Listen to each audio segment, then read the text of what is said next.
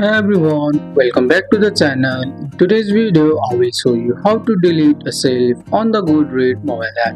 Let's get started. First, open the Goodreads app on your phone and make sure you are logged into your account. Now, tap the More button in the bottom right of the screen, or you can directly tap on My Books at the bottom. This brings up your shelves like Read, Currently Reading, Want to Read, or any custom ones you have made. Scroll down and find the shelf you want to delete. You can only delete shelves you created, not the default ones like Read or Want to Read. Tap on the shelves you want created. To delete the shelf, tap the three dot next to the shelf name. Here you can see an option that says delete shelf. Tap on that. A message will pop up asking if you are sure.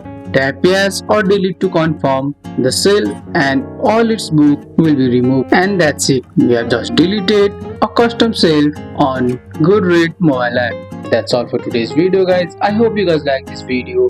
If you found this video helpful, drop a like, subscribe for more videos. Thanks for watching. See you in the next one.